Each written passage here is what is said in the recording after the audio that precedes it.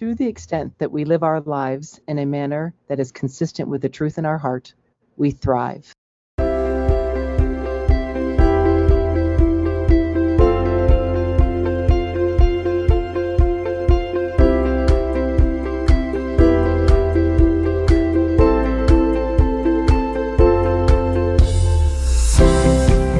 Welcome to the Meyer Clinic's podcast, and you just heard a quote from one of your hosts, Dr. Lisa Day. Join our licensed clinical professionals from various backgrounds as they discuss fascinating mental health topics with a wide range of guests. Meyer Clinics is a Christian counseling organization with multiple clinics nationwide dedicated to treating the whole person, emotionally, physically, and spiritually. Welcome to our listening family. We thank you for joining us.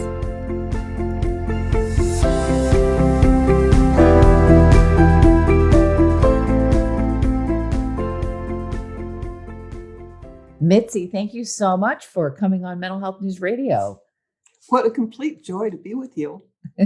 Thank you. Now, you've been doing the podcast rounds, I heard, 60 some shows this year so far. At this moment, you will be the 70th. Wow. Okay. That's a lot of guesting. How are you finding it? Because I know it's so different. Each host has their own thing.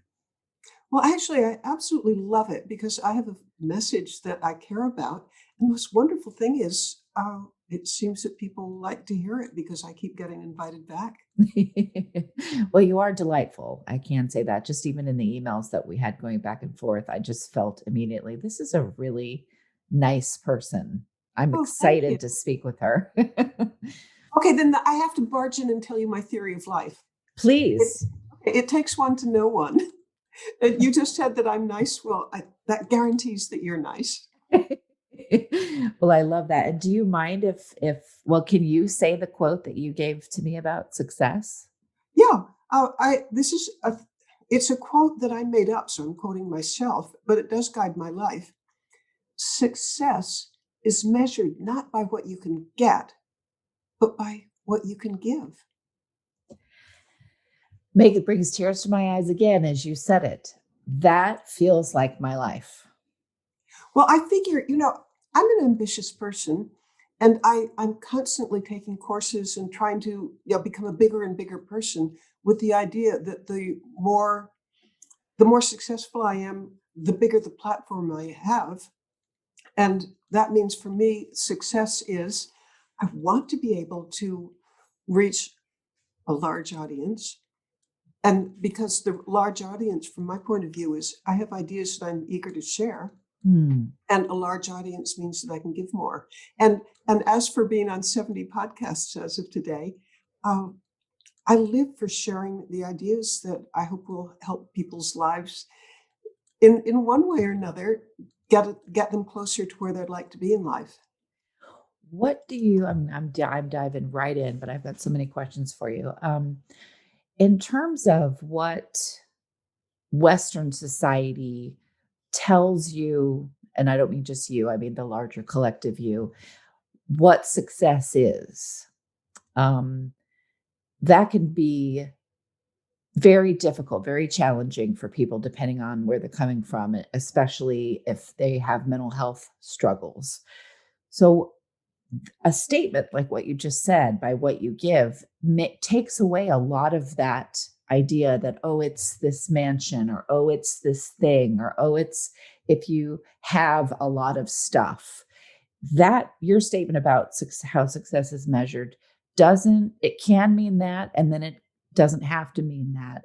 That's why I love it. So where do you sit with that? Just very, very frankly, in my life, I've known a number of extremely wealthy people.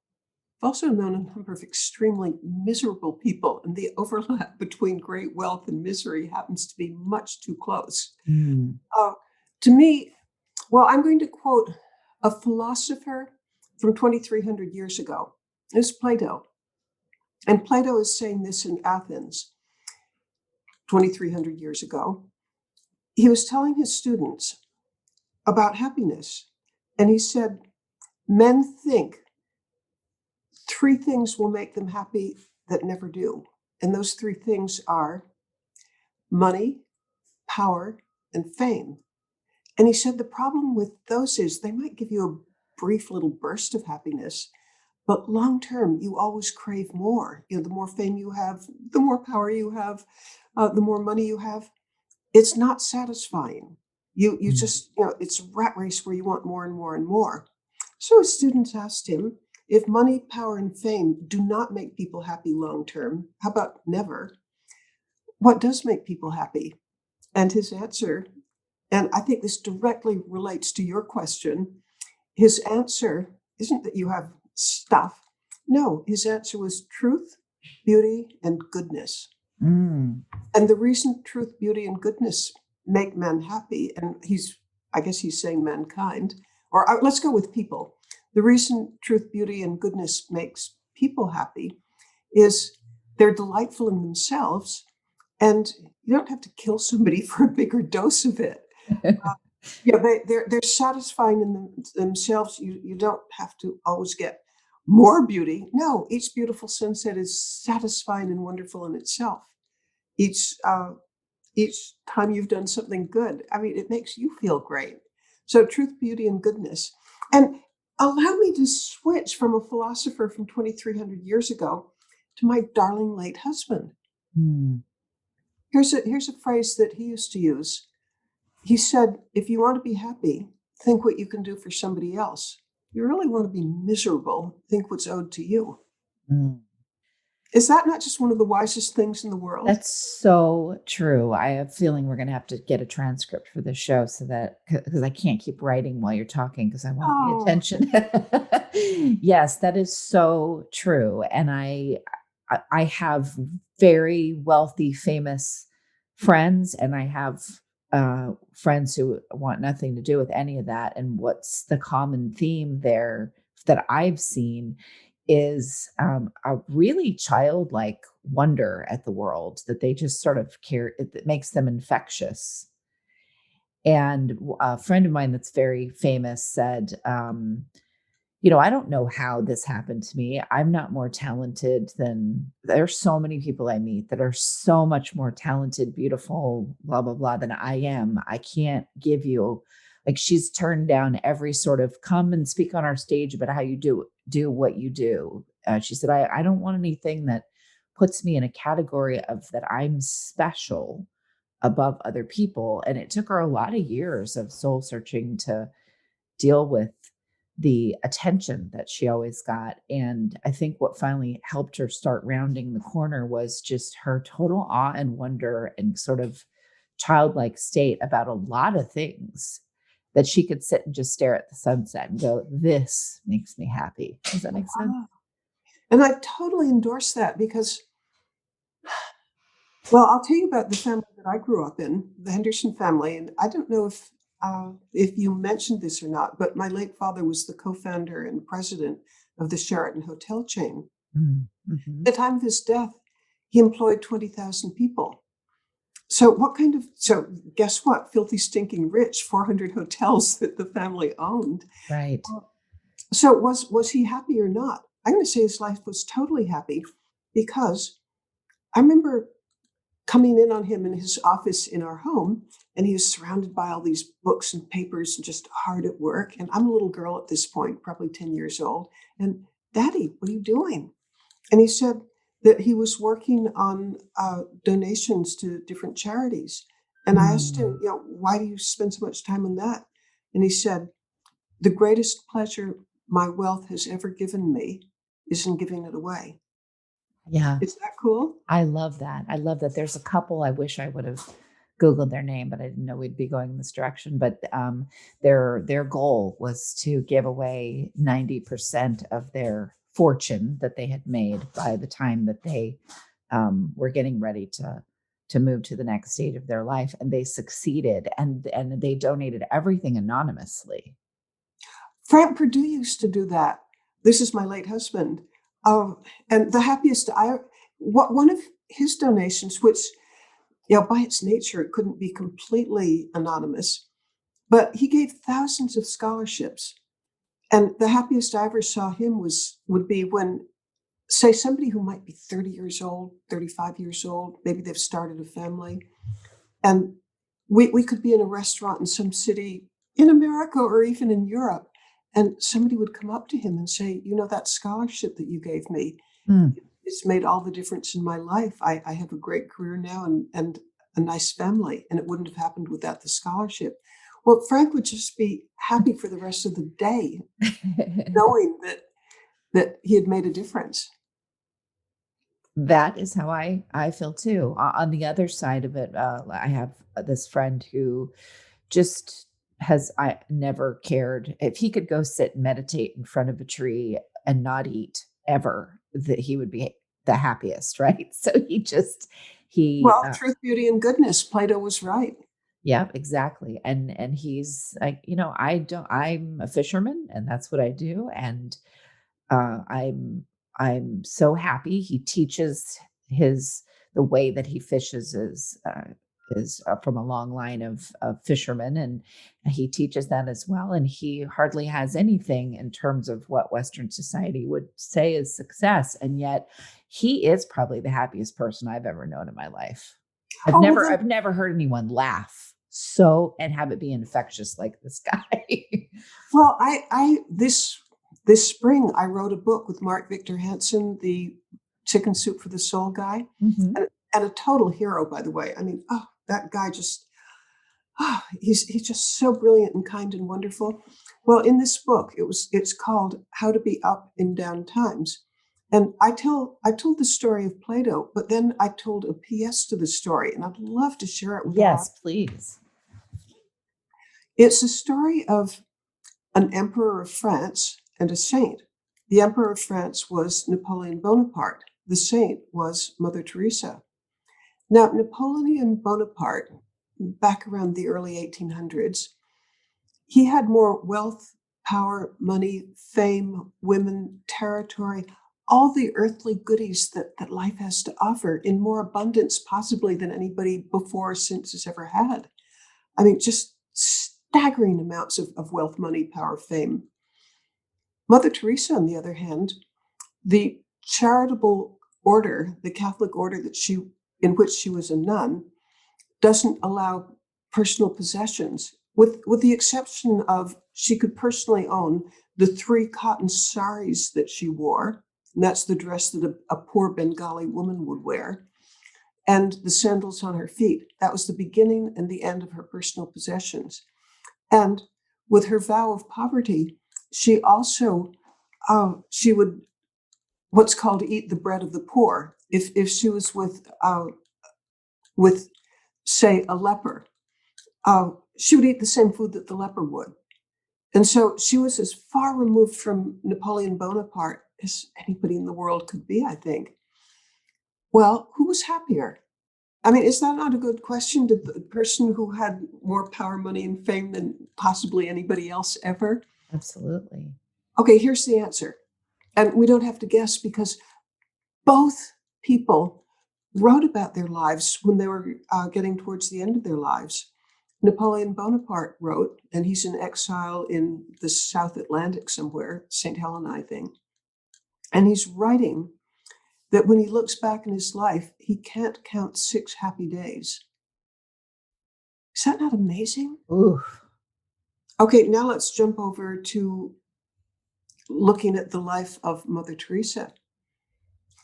Towards the end of her days, she wrote, "My life has been a feast of unending joy." Amazing. Is that not just the coolest thing in the world? The person with almost no possessions had a life that was a feast of unending joy, Hmm. and Napoleon couldn't count 6 happy days. It's an amazing story, and just the juxtaposition of those two people's lives. Mm. Well, I came across it when just completely by accident. I love to read, and this happened. A biography of Napoleon was in my hands, and I read it. And then I came across a biography of Mother Teresa, and I read it. And I mean, you couldn't get a bigger contrast. Mother Teresa's entire life was about giving. Napoleon's entire life was about taking. And the givers of the world, like Mother Teresa, are happy. The takers of the world, like Napoleon, are miserable. True. Very true. And finding how to be happy is for many, a lifelong quest. Well, I'm 79, and oh my gosh, I'm going to say something so presumptuous I ought to be locked up for it. But I kind of think I've found my happiness. That's fantastic. But it's in well, I'm working on a charity. It's called Win This Fight, and it's fighting human trafficking, which I think is the worst scourge in the world. Absolutely. And by the way, people with mental health issues, particularly, I don't know, teenagers, they are so vulnerable to traffickers. Because, imagine that you're feeling down and disoriented in one thing or another, and this person who seems kind of kindly says, come with me. I'll give you a good hot meal. I'll give you a place to stay. We're going to treat you right. And guess what? They don't. They're entered in, and talk about someone who maybe didn't have, mental health struggles beforehand. Boy, are they going to after that experience. Well, so prevention is, to my mind, the only answer. I mean, somehow, well, I'm not sure I have the answer, but once they've gone down, once a trafficker has gotten his fangs into them, boy, it's difficult to get out. Because are you aware, this is somewhat new for me, I learned it in the last couple of years, but a 12-year-old girl who's been abducted, very typically, she'll have to have sex with strangers 10 or 12 times a night. Right. And in the course of a year, it might be 3,000 men. And how you get back on your feet after that is mysterious to me, but I've met people who have put their lives back together. But it took years of therapy and yes, and help. But like my own son is dating a woman who was trafficked for 4 years. wow. So it can be done. She got out of the life 20 years ago and became a very successful stand-up comic. And I'm just amazed that somebody could be abused so terribly for 4 years and still later in life, unless you knew her pretty well, you wouldn't even guess that she'd ever been trafficked. Right. How did you get into this? I mean, I know, my journey of getting into dealing with a lot of early childhood trauma, sexual abuse. I was sexually abused by my father, and I started at 12 getting away from him, and then I've been talking about it ever since. But how did you come to this? What was the thing about this particular topic, trafficking, that spoke to you and made you want to champion against it and also for the people that have endured it? Oh, my story began April 11th of 2019, because up until that time, I had heard the word human trafficking, but it didn't resonate with anything that I knew anything about. And so the words just kind of glided by. But then I heard a lecture. It was by a guy named Paul Hutchinson, and he showed videos of girls whom he and his organization, the Child Liberation Foundation, had personally rescued. But in these videos, I saw, little 11, 12-year-old girls, and I have to see the video again to know how many there were, but at a guess, like 20 of them. Mm. And they were all herded together for an orgy on an island. And I looked at their faces, and I'm a grandmother. I've got grandchildren, which are the age of these little girls. And to see their faces, they were kind of frozen, immobile, with like terror and horror. And I'm thinking that this particular story has a happy ending because they were all rescued and put in situations where there would be families to look after them. Because the Child Liberation Foundation doesn't rescue children unless they know that there's a safe place for them to go No. and be restored to something as close to normalcy as you can get. But at the time the videos were being secretly recorded during this sting operation, and the little girls didn't know that they were going to be rescued, and I couldn't unsee it, the absolute horror. And so I began looking into what human trafficking was about, and sex trafficking with children. I mean, there are estimates from the United Nations that there are 1 million children being sex trafficked. Yes. And it hadn't crossed my mind that a child might have to have sex with strangers 10 or more times a night. And then only one child in 100 is rescued. The rest, their life expectancy is less than 7 years. Yeah. They will die from a drug overdose, or they'll die from suicide very frequently, or disease, or they'll be murdered and their organs harvested. And when I'm learning this, I'm thinking, this is the most evil thing that I've ever even imagined. Yes. And I thought, I want to do something about this. And, well, I'll tell you what I've been doing about it. Hi, this is Dr. Paul Meyer of the Meyer Clinics. Our Christian counselors across the country have a goal of helping all those who come to us to become what God has called them to be. If you're in a situation where you're not at peace within yourself, or you just feel like there's joy that's missing in your life, we can come alongside to help you obtain peace and joy. This message is sponsored by the Meyer Clinic Foundation, a nonprofit Christian counseling ministry. The number is 1-888-7-CLINIC, 1-888-7-CLINIC. I felt, as I'm sitting in the audience, I wanted to write a great big check to help save more children. Mm-hmm. But then I thought, if I do that, that means cutting back on charities that I'm already committed to, like, for example, the food bank. And I'm thinking of the charities I'm associated with and who could I cut back on? And I didn't want to cut back on any because, some I've been involved with, maybe even being on their boards for like 10 years.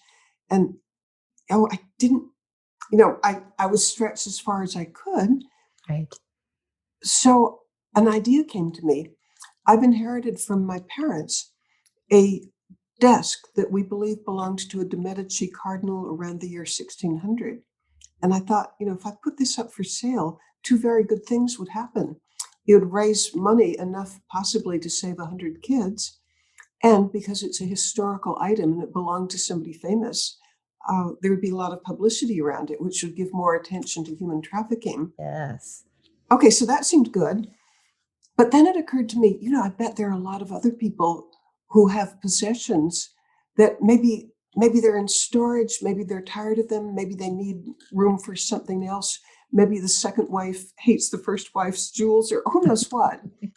What if there were a giant auction that would raise $100 million that would be a way for people to convert physical property, tangible property, into cash? And a wonderful thing happened. First of all, there are huge numbers of people who were in the situation that I was in, who you'd like to write a great big check, but you're already committed as hard as and fully as you can be to other charities. But if there were an easy way to convert property into cash, they'd do it. And a huge number of super wealthy people have like works of art in storage. And they'd be willing to part with it for the amount of good that they could do. Well, I went to one of the major auction houses. Actually, I went to two of them in New York, and both agreed that for the sake of attacking human trafficking, that they would forego their commissions. Wonderful. I told PBS about it, and they liked it enough so that they have already filmed a half-hour documentary on this. And the reason they were interested was because some of the gifts that have come in are just staggering, like one of the world's largest perfect emeralds, or a diamond and sapphire necklace that belonged to Marlene Dietrich that's appraised at $1 million. Oh my goodness. And the biggest one, by the way, I've been traveling around the world getting these donations. The biggest one was from a jeweler in Taiwan. And I've been giving talks in Taiwan, in Taipei in particular. And he knew what I was there for, and he invited me to have tea in his home.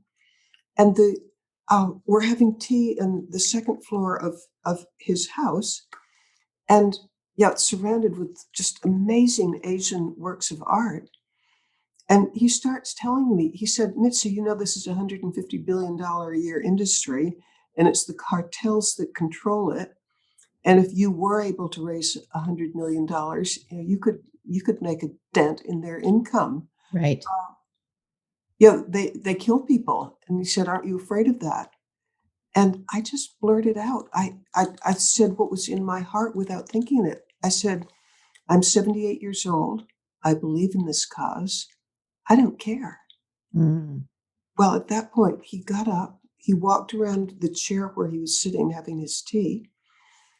Up against the wall was like a curtain, and he pulled aside the curtain, and there was a safe. And I watched as he twisted dials of the safe, and then he reached in and he pulled out this red object, kind of round and a little smaller than a golf ball. And it's a perfect ruby. It belonged to a Qing dynasty emperor. Wow. It's probably 300 years old, and it weighs 70 carats. And since I'm going to guess that I'm probably the only one who's going to hear this who knows what a 70 carat ruby looks like, but imagine you're holding in your hand a golf ball and something 10% smaller. I mean, it's not as big as a golf ball, but it's right up there. And just imagine what that's going to sell for. Wow. And then the other thing that I'm up to, and by the way, it was stories like that made PBS want to cover it. Of course. But because of COVID-19, that's all been put on hold because the auction house, and I'd mentioned the name of it, but they'd prefer that I don't, because since they're foregoing their 20% commission, they don't want all their other clients to know that this is getting special treatment. Right. I mean, it's not a deep secret. It probably will come out, but they asked me not to emphasize it so far. So, but it's one of the best auction houses in the world. Of course. I can guess which one, but I will not say. Both made the same offer. Well, let me not give away the secret. You can guess, but not out loud. The other thing that I'm up to is, it occurred to me that what if I gave a TED Talk on this? And the TED Talk would be, the title of it would be Human Trafficking's Evil Equation. And the evil equation is obscene profits, $150 billion a year. So obscene profits, plus no punishment. If you are a trafficker, your odds of doing jail time are way less than 1 in 100. So obscene profits, no punishment equals unimaginable misery. So I want to give a talk about the evil equation and what can be done about it. And one of the unique features of what I'm doing is I'm not really raising money for Win This Fight. The money that I raise, the people who donate these fabulous items, they get to say where it goes. So supposing you love the Child Liberation Foundation or Safe House Project or any of whatever organization you really care about, you can say that your object gets to go to that particular organization. Oh, wow. And I look at it very, very broadly. So, for example, if some of our listeners right now, if their issue is mental health, if they have a foundation connected with mental health, they could be eligible for one of these donations. I mean, if they have on their board of directors somebody who would make a large donation of a physical object like a hotel or a yacht, Right. or jewelry or a painting or whatever, they can say where it goes. And I'm all for mental health being one of the recipients, because people with mental health issues are so vulnerable to traffickers. Absolutely. I mean, traffickers want people who are vulnerable, and they don't even care what kind of vulnerability you have. By the way, one of Okay, one of the worst pipelines is children with LBT. Let me get it right. LBT. LGBTQI plus. Yeah, when I started it off wrong, I was going to get it wrong, but you know what I mean. Absolutely. Okay, they are particularly vulnerable. Yes. And then another population that's really vulnerable: runaways from child protective services. Another one, or the foster care system. Another one, and this is just so evil. One of the ugliest pipelines into trafficking is, supposing it could be a man, but just for conversation's sake, let's say it's a girl. She's been incarcerated for 5 years. And by the way, I know of a case of what I'm describing. She's been incarcerated for 5 years. She comes out. She's having a heck of a time getting a job because she's a convicted felon. And she has a terrible time finding a place to stay. And this kindly, nice person seems to be waiting for her and says, "Oh, I've got a hot meal for you. I've got a place for you to stay. I'll help you get back together again." And she trusts him, but he's actually a trafficker, and she's going to be trafficked 10 or so times a night. And he'll threaten to kill her if she tries to escape. Right. Or her family. Or I have a number of friends who were trafficked, and I've heard sometimes they even are very attractive younger gentlemen will be kind of out there seducing, pretending to be their boyfriend, Yep. garnering their trust, and Yep. then it turns into this whole other an actual nightmare. Yeah, how could it get any worse than that? Like a girl that, I'm going to use a fake name, but we'll call her Mindy Meadows. She met somebody, she came from a religious background. At age 14, she was allowed for the first time in her life to go to the mall by herself. Ugh. She met this, he told her he was 17, and he was just really interested in her, saying how cute she was and how much he enjoyed her company. And pretty soon, in the next couple of weeks, they were texting each other 20 times a day. Mm-hmm. She was just deeply in love with him. I'll jump ahead in the story. He started out as the Romeo pimp. We're going to have a life together, but we need to make some money. We can get, a few $100s if you'll just sleep with my friend. And she's saying, but I'm a religious girl. I can't do this. But she's madly in love with him. And he's sort of taken over her whole mind and her whole way of thinking. And pretty soon, Romeo pimp turns into gorilla pimp. And he threatens to kill her and her baby brother if she doesn't earn $500 a night. And pretty soon that's up to $1,000 a night. Right. And in the case of Mindy Meadows, she was with her pimp for 4 years. He made more than $1 million off of her. Yeah. It's of which she astounding. didn't see a penny. And the whole time, she was afraid of being beaten or starved. It was just the ultimate nightmare. Yeah, it's always amazing to me what people can and do live through, and how they survive during that time, especially when we're talking about, the Romeo pimp, as you say, that the whole organism around child trafficking is an extremely, it's built upon cult like.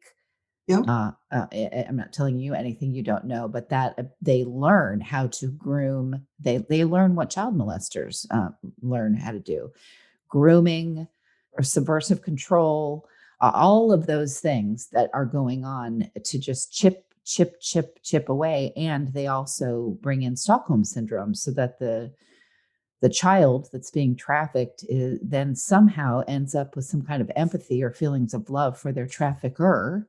And then I've had some that have said, I wouldn't have left even if I could have gotten away, because I thought I was brainwashed into thinking I was so in love with this person that was doing this to me, that they actually had to bring in a cult expert to deprogram some of these kids to get them to actually leave. It's just breathtaking how evil it is. But on the other hand, I've met some of the most wonderful people in the world who are attacking this problem and giving their lives to doing it. So it's, to my mind, it has the world's worst people and the world's best people. Yes, absolutely. And I'm so glad that you found it, because the amount of good that you can do there is astounding. I mean, look at what you're doing already. Well, I sure as heck want to do more. And I mentioned that I want to do this TED Talk. And in the TED Talk, I want to talk about the example of there is a country that has learned how to prosecute traffickers, and it's Taiwan. And they've made it a national priority to decrease, I mentioned the evil equation, extreme profit or obscene profits and no punishment equals immeasurable suffering.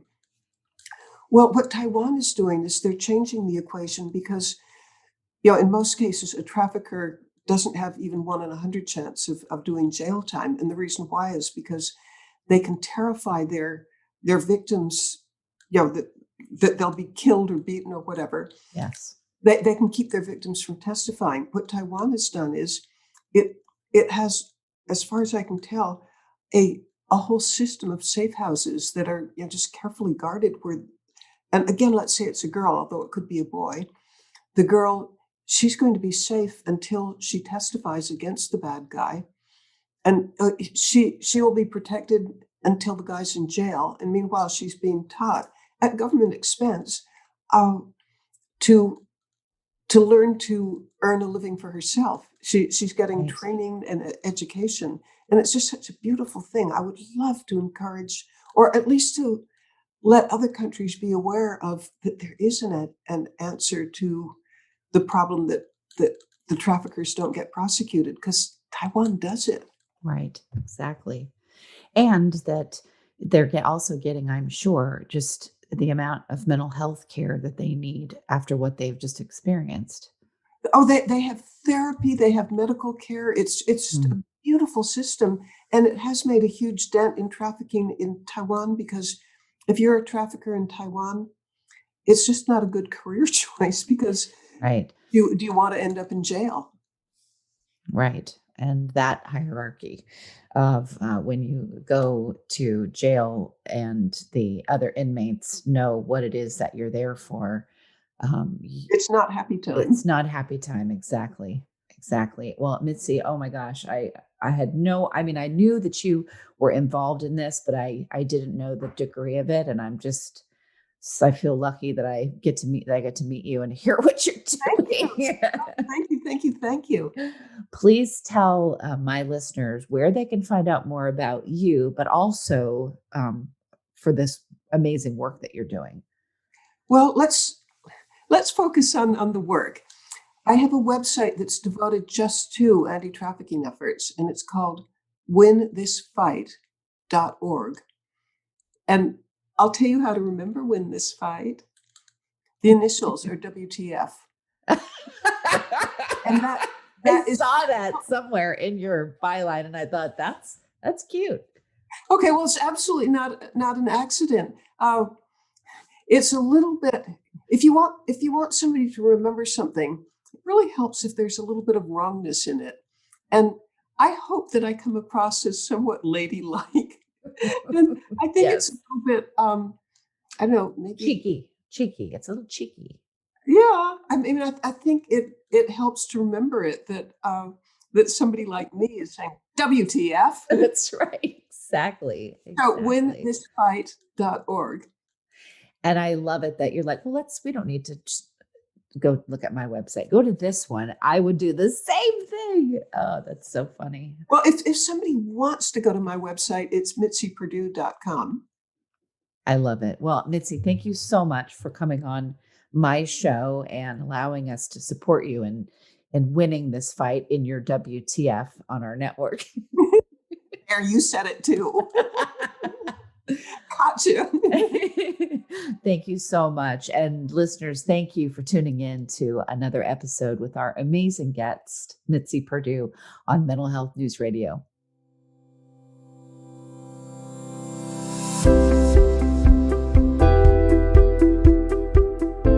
We hope you enjoyed enjoyed this podcast. Tune in next time for another engaging discussion on relevant mental health topics. If you have any questions about Meyer Clinics, please visit our website at meyerclinics.com. That's MEIER clinics.com, or call us at 888-7-CLINIC. Don't forget to leave us a review on iTunes, Stitcher, or any of your favorite podcast apps. And please note that we are a member of and produced by Mental Health News Radio Network, MHNRnetwork.com.